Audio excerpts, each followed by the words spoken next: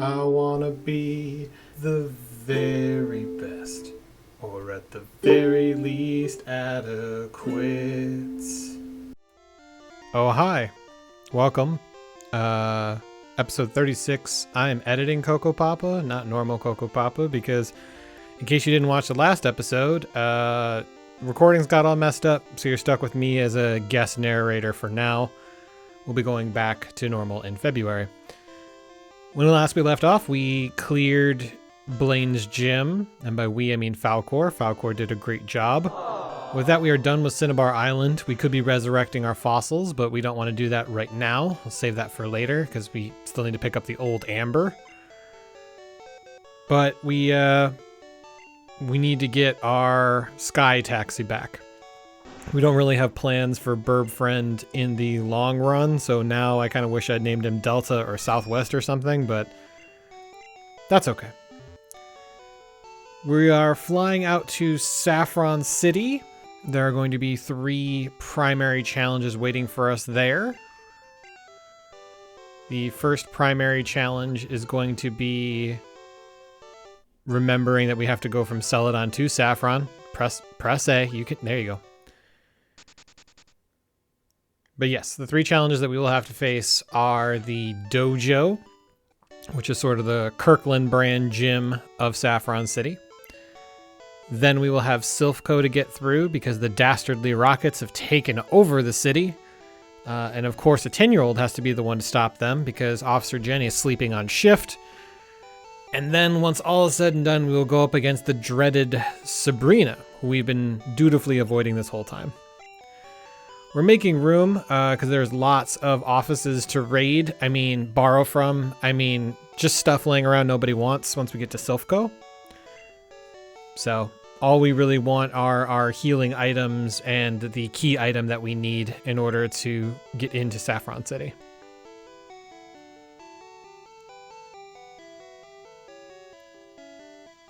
We also want Jalapeno back because, again, no real plans for Burb Friend in the long run.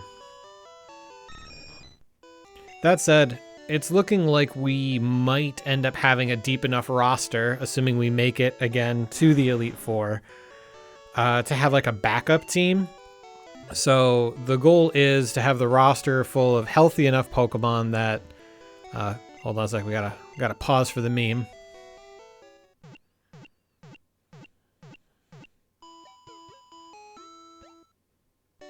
Delightful. We want a second team or a roster that's deep enough so that if we cannot beat the elite run on the first try, we can grind and then go again with the bench warmers. I don't know if that's going to be a possibility, but our team is shaping up. It looks like we might be able to do that. Whoa boy, I'm parched. Huh? I can have this drink? Gee, thanks. Don't drink. I mean, if it's a sealed bottle, maybe it's okay, but don't take drinks from strangers.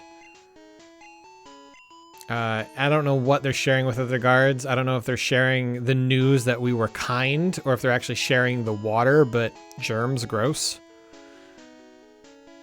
And as you can see, yes, the town is taken over by rockets, and they are very rude.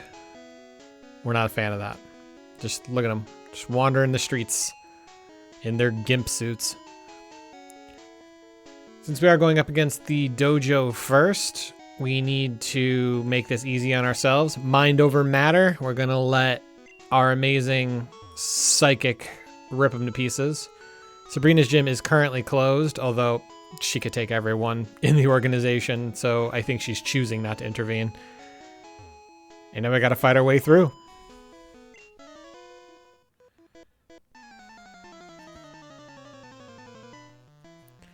So Black Belt, I gotta say, is a very cool sprite. Just looks like he's a Dragon Ball Z character and just powering up. I really, really love this sprite. Back in Diamond, Pearl, and Platinum, I used to wish that, you would get into the multiplayer lobbies and your sprite would be one of the random trainers in the wild. You didn't get to pick. You just were assigned one based on, I think, probably the metadata in your save. And I always hoped that I would be assigned Black Belt, but I think I was either a hiker or a bug catcher.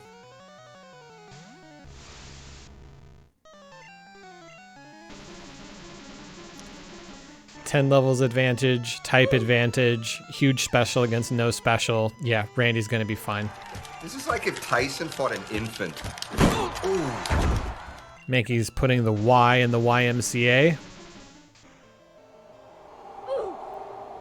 Oh no, the M. Mankey's putting the M in the YMCA.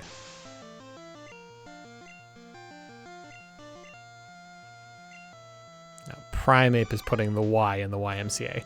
Looks like the angriest cotton ball I've ever seen in my life.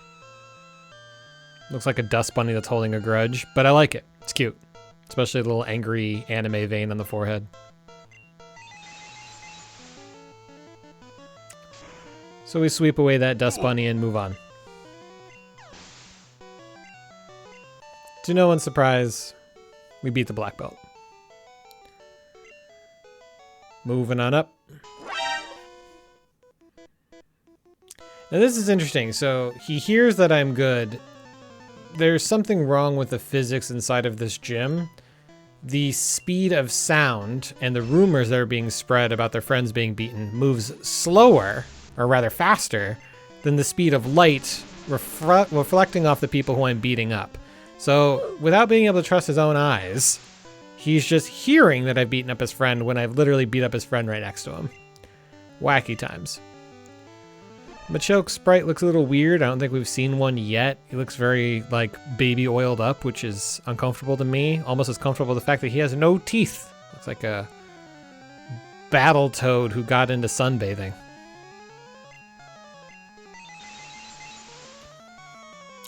So we want that nightmare to go away.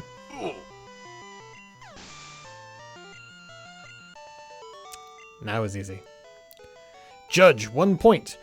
So we were doing Ippon Kumite there. If you know what that means. Hell yeah. Nothing tough frightens me. I break boulders for training, and I break black belts for training. Step on up. I have an army. We have a Hulk. More cotton balls. We've got the solution for that.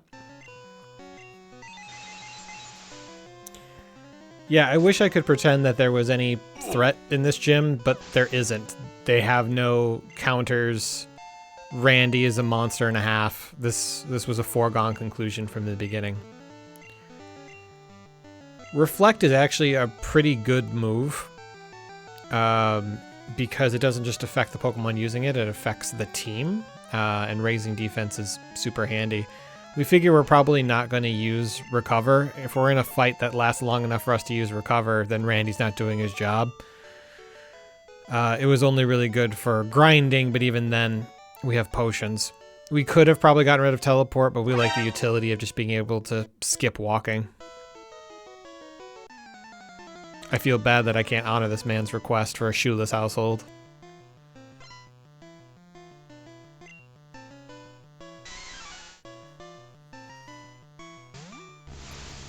Yeah, so there was a legitimate concern here that we're probably over-leveled for Saffron City. This wasn't intentional. We'll call it negligent over-leveling, not intentional over-leveling.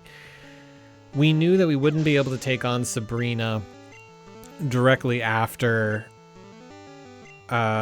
beating the Pokemon Tower or even beating Koga. Like, it would just require serious grinding if we wanted to live. It just seemed more fun instead to go do Blaine first, but because we leveled and scaled ourselves as we went along, we are now outstripping this place. I'm not super happy about it. I want to show you guys challenge while we're playing. I want the risk of losing. I think that's what makes it fun for both of us, but I think Sabrina would have wiped the floor with us if we did her any sooner. So even though we are over-leveled, it was not our main goal. If you want to be a lawyer about it, yeah, negligent over-leveling, but this is manslaughter, not murder. So now we got to move on to the head honcho. We've gone through the 36 chambers. The karate master is the leader here. I do wish to challenge him. And apparently he follows the Cobra Kai style of no mercy. Though I will be the one to strike first and strike hard.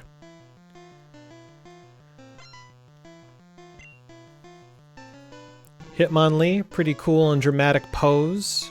Obviously, the etymology of his name is Hit Monster Lee, as in Bruce Lee.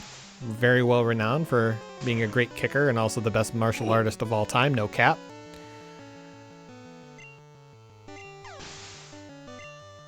And next is Hitmonchan. Etymology, Hit Monster Chan as in Jackie Chan. One of the best martial artists ever put on film, but certainly not as powerful as the great Bruce Lee. I always had a soft spot in my heart for Hitmonchan.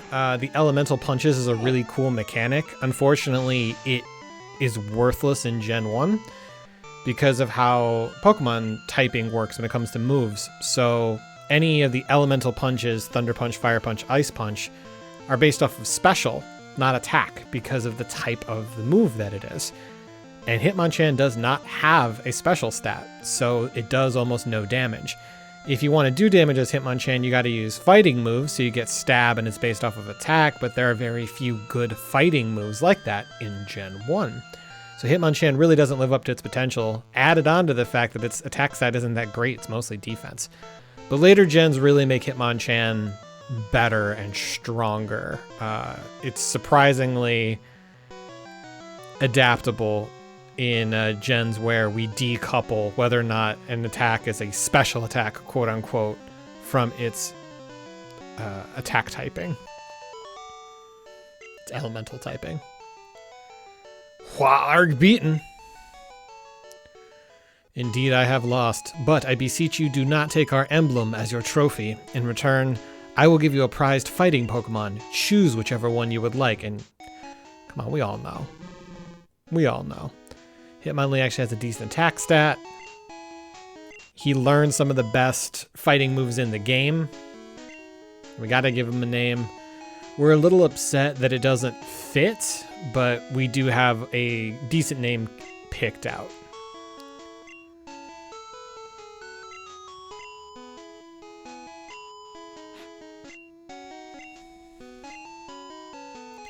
If you know, you know. Kick Puncher gets sent to PC, which is a shame because we use Mac. Just kidding, we never touch that overpriced garbage. Ken played football in college. Do a football thing, Ken. I'm kidding, Ken. Nobody wants to see that garbage. Anyway.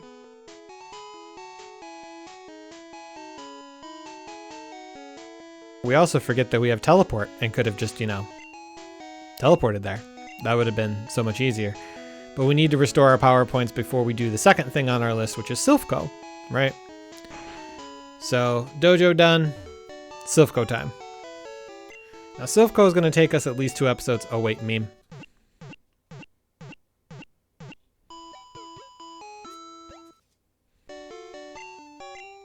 We must respect the sacred meme healing time.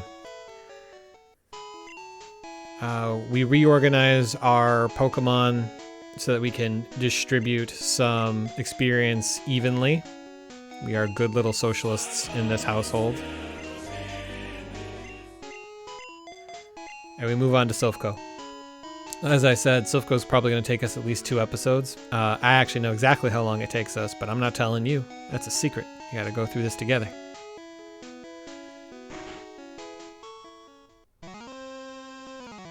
The music is interesting, but okay.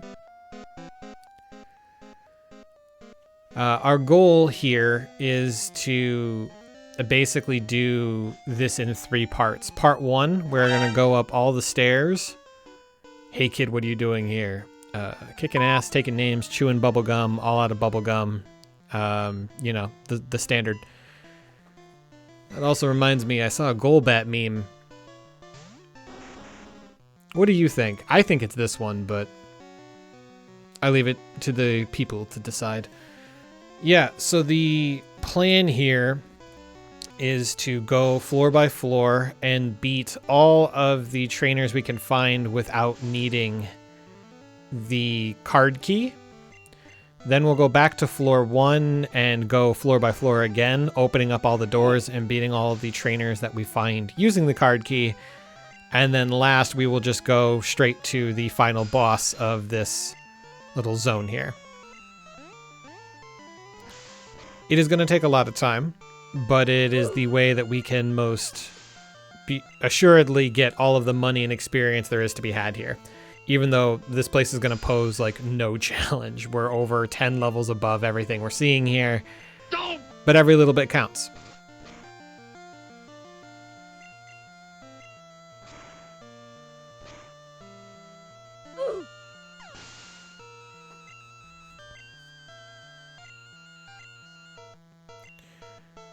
So this actually reminds me. So the last time that I cleared through Silphco was when Sarah and I were doing tandem runs of the game.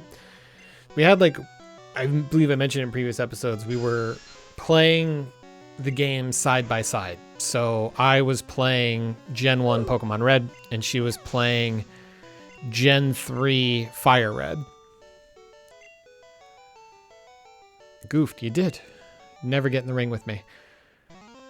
So what was happening was that she got to see what the game looks like with better graphical fidelity, with, you know, more balanced mechanics, and I got to show her the jank and the history of what made this game the game. We had a lot of fun. And while we were playing and going through it, we're, you know, liberating Saffron City.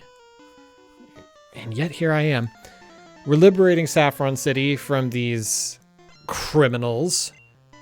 And, you know, having a good laugh. Ha ha ha. Look, a 10-year-old is cleaning up the town where, you know, Nurse Joy, or rather, Officer Jenny could not. And Sarah comes up with some headcanon that I now have adopted. I firmly believe it. So, because the game is from our perspective, right? We are the protagonist. We are seeing this world through this kid's eyes. It is quite possible that what we think we are doing, we're not actually doing, right? We can't actually hear tone in what the trainers are saying. Oh wait, it's time for a burn. Hey Zubat, you're so unlovable even COVID avoids you. So disrespectful, I killed him. So because we can't hear tone when we're facing these trainers, they could be overacting, right? So what might be happening here is actually, yeah, they keep telling us to scram, but like, if I'm 10, you can just like pick me up and put me outside. You're criminals. I don't think you care too much about, you know, child safety. Yeah, since this is from our perspective, it is quite possible that all of these people are just playing along, right? So here they are, hardened criminals through and through, breaking and entering, robbery, murder, hostage taking, you know, actual terrorism. They have a huge rap sheet. They're very dangerous, and they're using sentient weapons of mass destruction to get it done, right? These are very bad people that even a hardened police force can't take down. And a 10-year-old walks in and is like, okay, bad guys, you better stop. I'm gonna get you. Like, maybe they're okay stealing from a multinational corporation, and I can understand why, but they don't want to hurt a kid, especially not one who's wandered into a hostage situation, right? So like, this kid is throwing out Pokemon. Uh-oh, forgot that would happen. But Bud survives it because he's a champion. So they're sending out their Pokemon, like they're picking their B team, right? The stuff that they like just caught, they don't care about. And this kid is seemingly beating them up, but you know, they're holding back because it's just a kid. And then when the kid beats them, they're just like, "Oh no, you got me. Here's $5. I'm gonna go away now. Oh no, I'll never do crime again." And the kid feels like the hero, thinking that, you know, they're solving this crime problem, when in fact it's basically trick-or-treating on steroids. Like, that's all this is. It's just a bunch of otherwise ruthless and lethal criminals taking it easy on a kid and just letting him pass. The scientist knows that we know. He knows we've cracked the code. So that's my headcanon. I know in the actual game, the truth is that, you know, we're the hero, so we get to do some wild stuff, but nah, I choose to believe that all these adults are humoring us. Remember when I said we were lower on super potions than I thought we were in the last episode? Well, yeah, we are. I really don't like having to take breaks when going through Silphco. I like to try and get it all done in one shot, so we will attempt to do that, but we get a little nervous seeing that we're running low on healing items. We also remember, however, that if we find her, there is a woman here who will let us take a nap and let us restore our health as though we are visiting a Poke Center. So it would be handy to find her. But we continue to clear the floors like we're the fire marshal, you know, just making sure we haven't missed anyone. Quit messing with us, kid. And again, you could read this as, oh, you better stop. Quit messing with us, kid. Oh, no kids allowed here. It's fun, I promise. And it opens up a new interpretation for the whole game.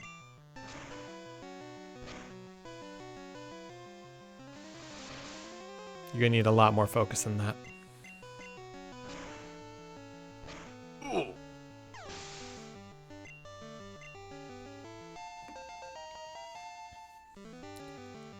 I don't know about Eradicate now that I think about it. I can't remember when it learns Super Fang, which cuts health in half, regardless of how much health the opponent has. Which seems pretty cool in a Xeno's Paradox kind of way. I don't know if it can actually feint anyone, depending upon rounding. But you know, I like the strategy of if I'm up against someone who way outclasses me, right? If I'm trying to chip through, say, Lance in the Elite Four, and I don't have an ice type, if I can Super Fang it, maybe that gets me on the board, you know, pretty neat. Never relied on that, but it seems like a fun strategy. Eradicate doesn't get a ton of love later in the series, but good. Some people will use Eradicates and Nuzlocks because of their native Intimidate ability, when they actually have abilities. And that's fine, that's legit. Looking at the time, we know we have time for maybe one more quick, cheeky little fight, so we try to hunt someone down, and we're finding nobody. But we don't want to stop on an anticlimactic kind of thing, so go up to the next level. And there he is. Peekaboo.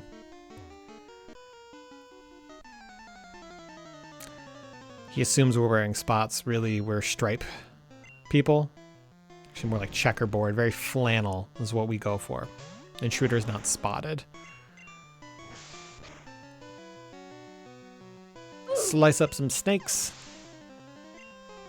Super easy, barely an inconvenience. It's gonna be super easy, barely an inconvenience. Oh, really? Roast up some bats.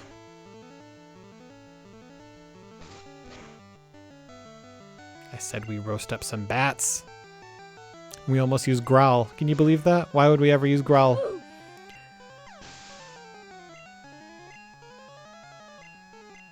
And we get worried about Cubone because of his ground type, and you know, Bone Club and whatnot, or Bone Meringue might cause us some problems, but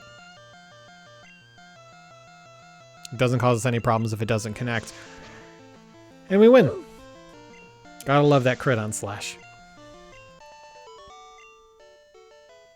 Who are you? That's a great question we all have to face. And we top off our dragon to continue the leveling, and we choose to cut there. Thank you all for joining me again. Again, I've been editing CocoPapa. I hope that you leveled up. I look forward to evolving with you in the future, and I will smell you later.